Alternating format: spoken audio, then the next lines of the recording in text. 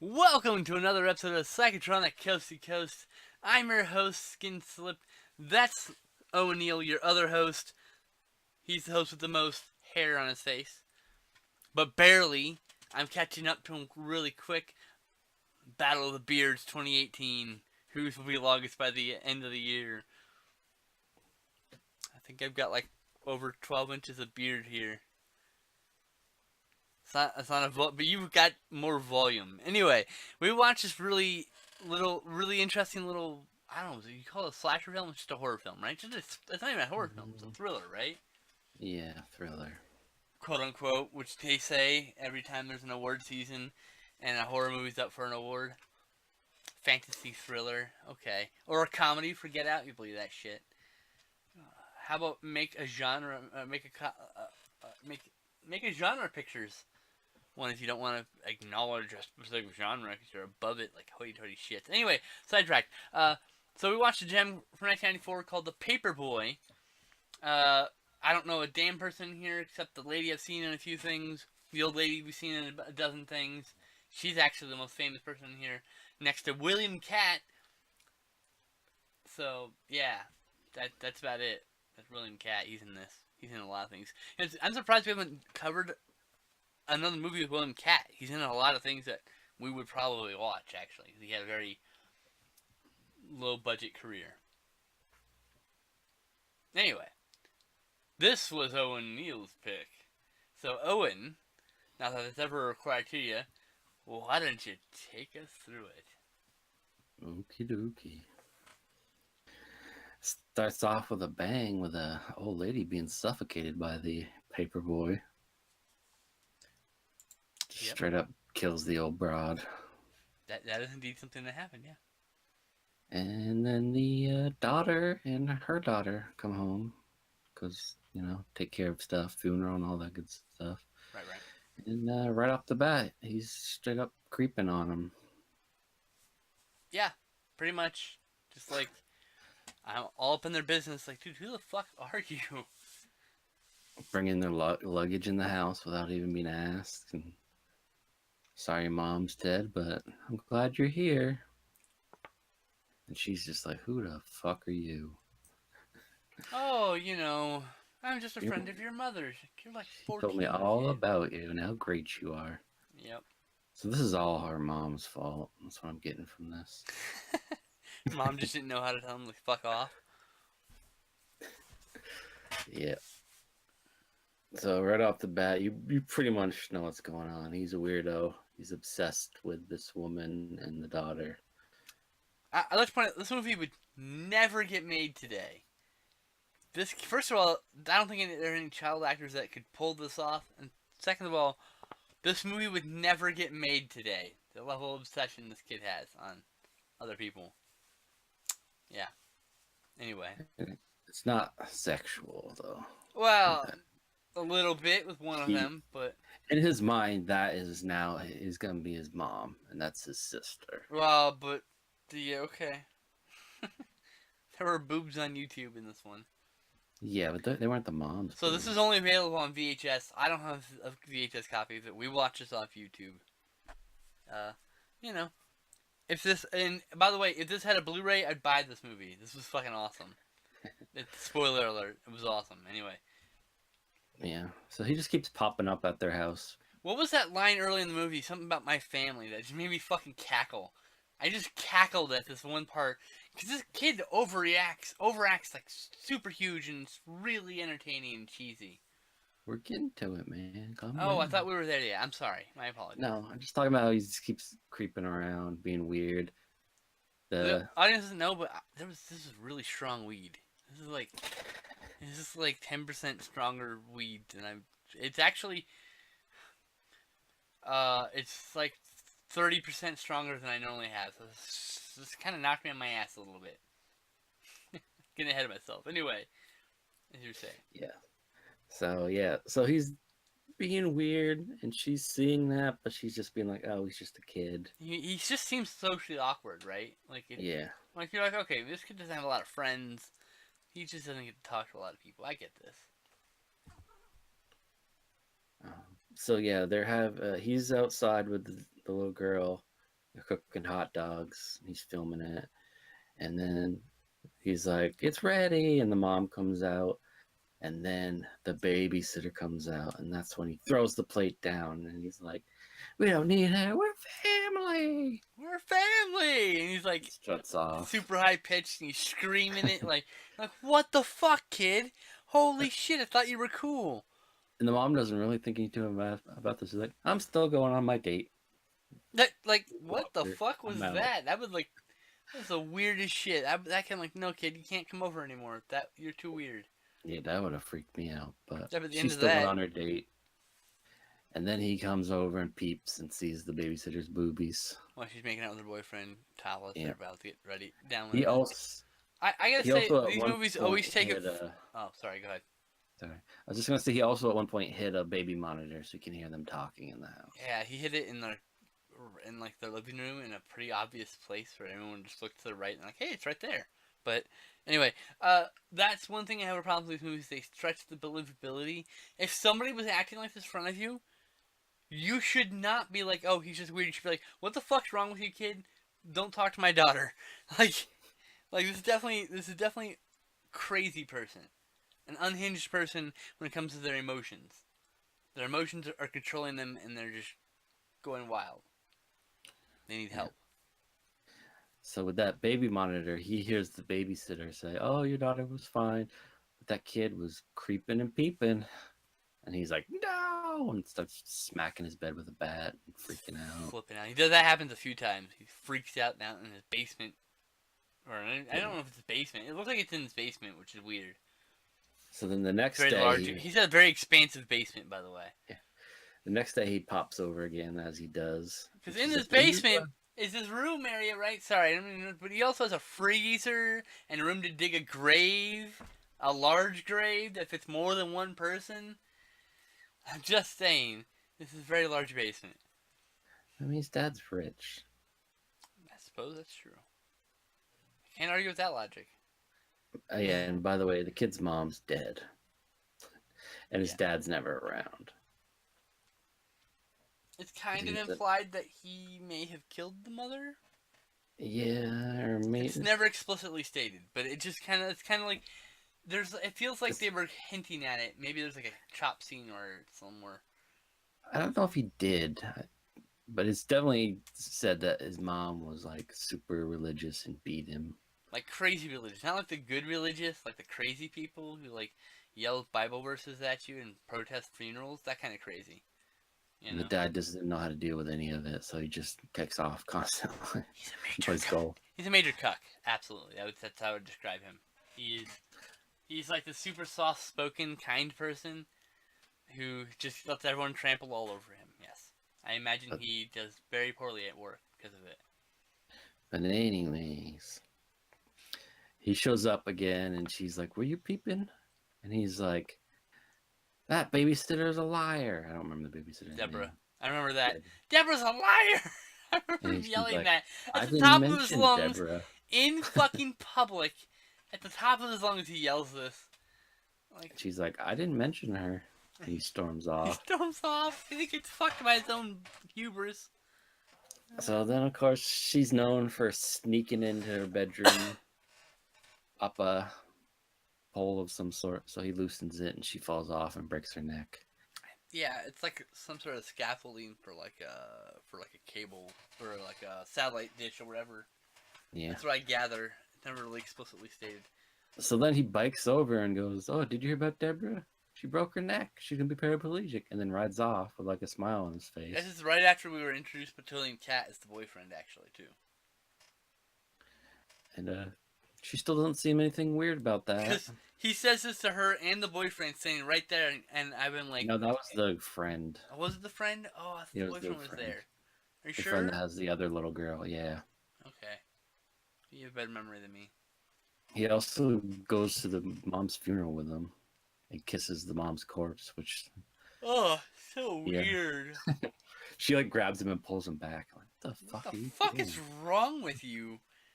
You fucking weirdo. I think that was earlier though. Remember, he brought the little girl downstairs and talked about sleeping in coffins and when his mom died, and the girl's like, "I want to leave." He's so weird. such a A weirdo. boyfriend does, or a guy does eventually get into the picture. William Cat. He's not happy about that, and he tries to like muscle his way in on like a trip to some pizza, and that kid's like, that dude's like, fuck off, kid. Yeah. Yeah, that And then happens. then he bikes down there and creepily watches him eat pizza and cries. It's laughing so hard. Anyway, So it's super cheap. eventually, See, it sounds really disturbing, but it's all done with like this kid does everything to a 10.5. So it's ludicrous, but in that entirely entertaining and humorous way. yeah, eventually the woman sees the dad and goes and talks to him about, yo, your son's being a creep. Yeah. Oh, that's probably after like they come home and he's in the house just fucking cutting apples and I'm gonna make an apple pie. And she's like, get the hell out of my house. And he like stabs a knife into the thing and slings the apples on the ground.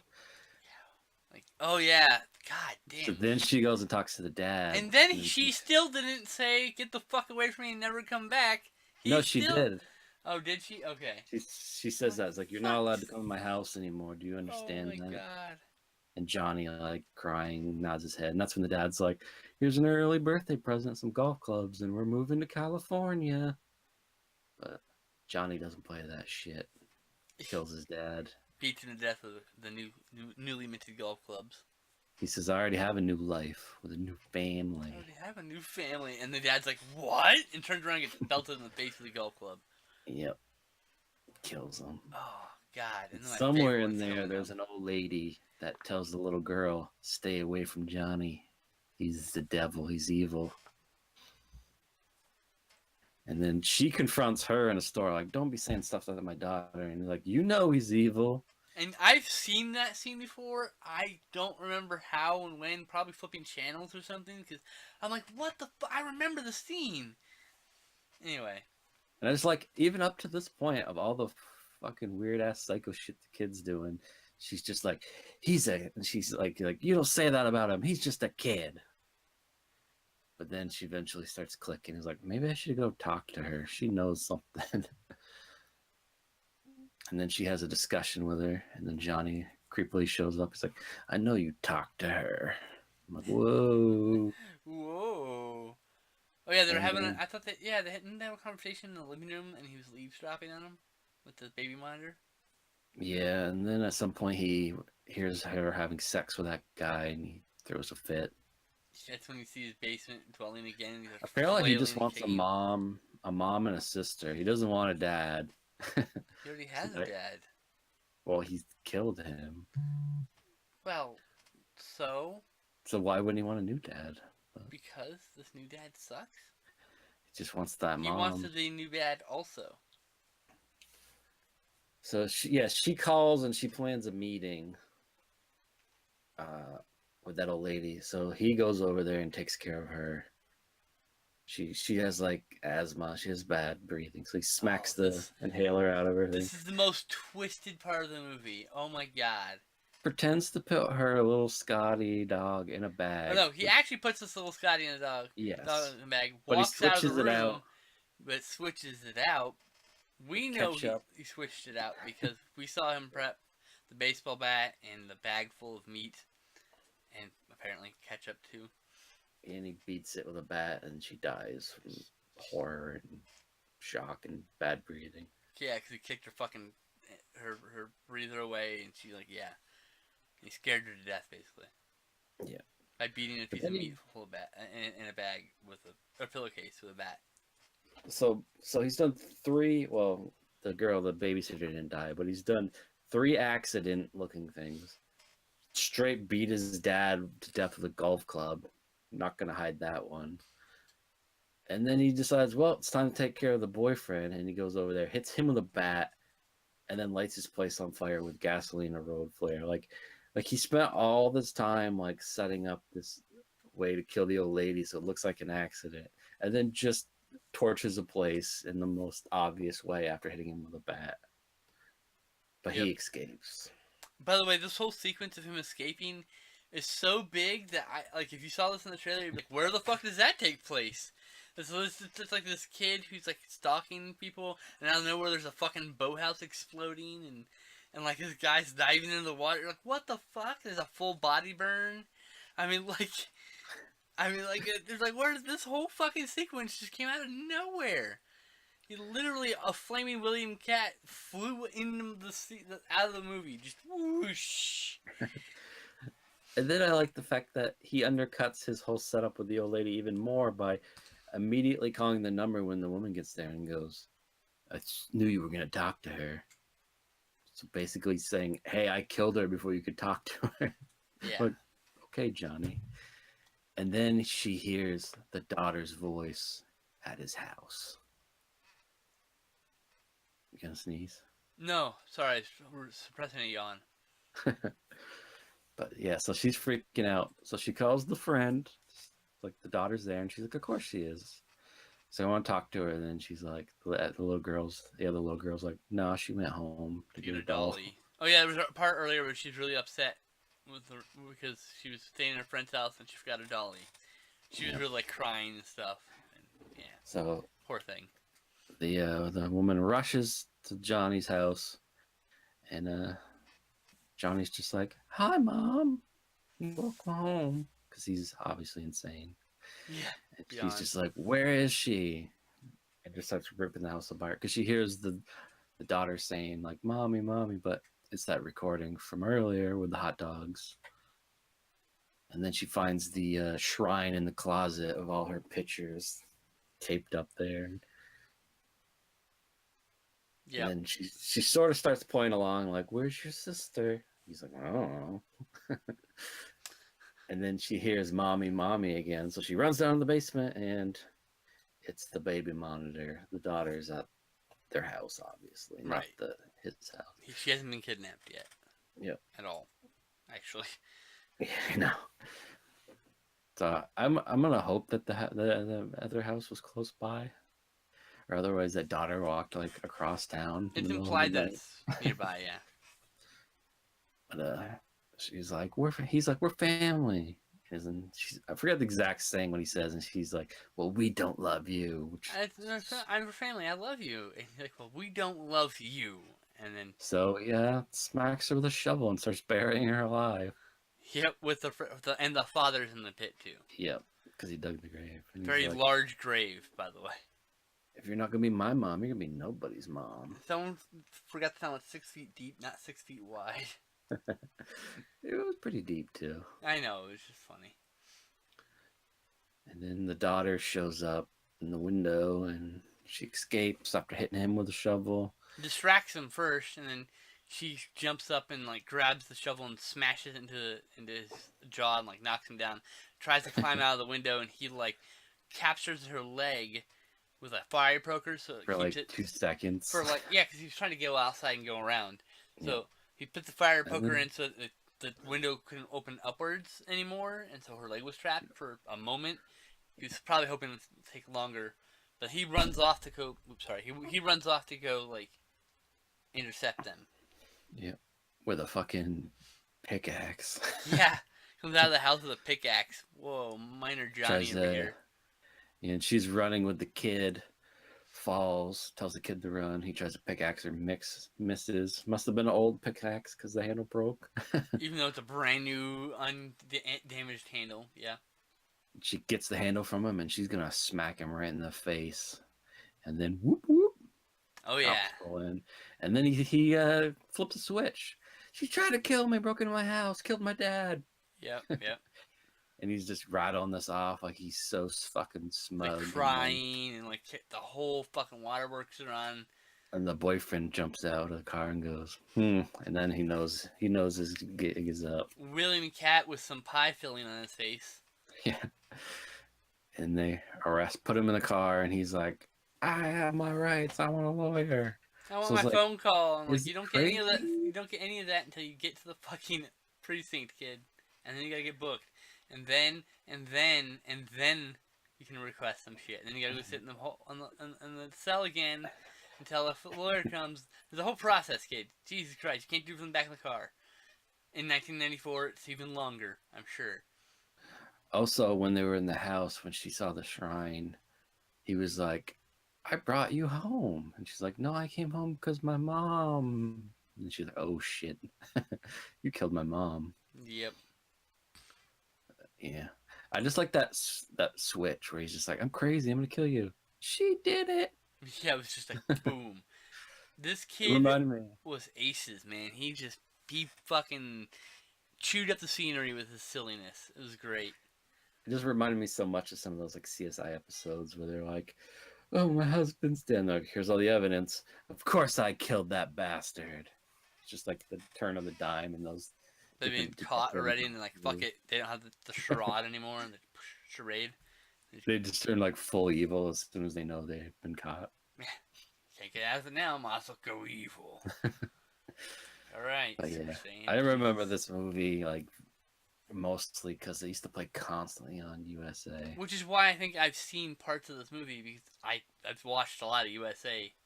It was And I'm talking like afternoon on like a Saturday. yeah, dude. I used to watch USA and TNT all the fucking time. Those It's are like my two this, channels, dude.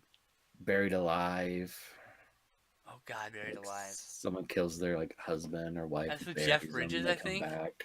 Oh, that might Could be The be. Vanishing. I can't remember which. No, I I think think The there was Vanishing. also Okay, hold on. Vanishing is with Kiefer Sutherland, and Buried Alive is with Jeff Bridges. Okay, never mind. All right. and there's like a sequel too where they sink a ship and he comes out of the water or whatever. What? Buried Alive 2. What? It's Yeah, like there was a Titanic sequel. 2, Buried Alive 2, Titanic 2. Just people coming back from the dead, getting revenge. The fuck? They didn't really die to begin with. This was an awesome movie, by the way. This was really great.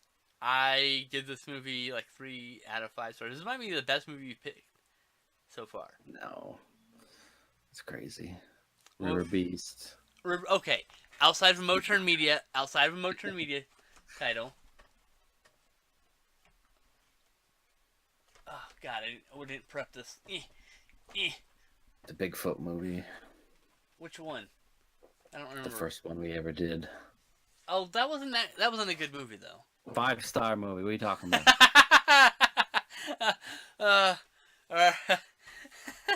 uh, yeah. So, what do you give this movie?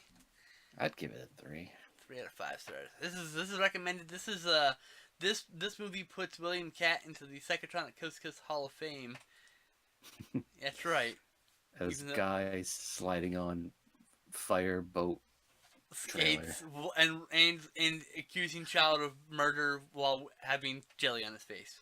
Yeah. Next. Oh, sorry. Go ahead. I just assumed that she went back to Boston and left him back there because he's burnt. Yeah, he's like, ew, he smells like bacon. Yeah. I think she's shallow like that. So, we have an option on here, actually. An option. 7 different cuts. There are 2 cuts of this movie. The theatrical and the original 1967 cut. Alright, so this movie is called Equinox. This is next week's film. This actually got signed at Comic-Con by Forrest J. Ackerman before he died. It's right there in the text. Because he has a small cameo in it. And he helped promote the film. It's not a Bigfoot film.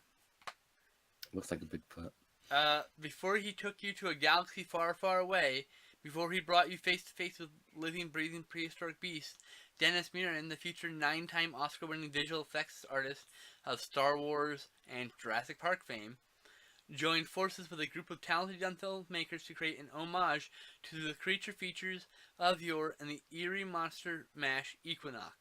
Deep within the woods and canyons of California, 4 teenagers happen upon an ancient book containing the secrets of a strange, malevolent world that coexists with that of mankind. This $6,500 budget wonder, originally called Equinox, A Journey into the Supernatural, was picked up for distribution by producer Jack H. Harris, The Blob, who shot new footage for the film with writer-director Jack Woods and released it in 1970 as Equinox. And since then, the film has gained a passionate cult following and inspired succeeding generations of horror fans and fantasy filmmakers. Nice. Sounds fun. It's got a video introduction. It's just also, I think this will be the first Criterion Collection movie we do in Psychotronic Coast to Coast. This might be the most high class film we touch, on purpose.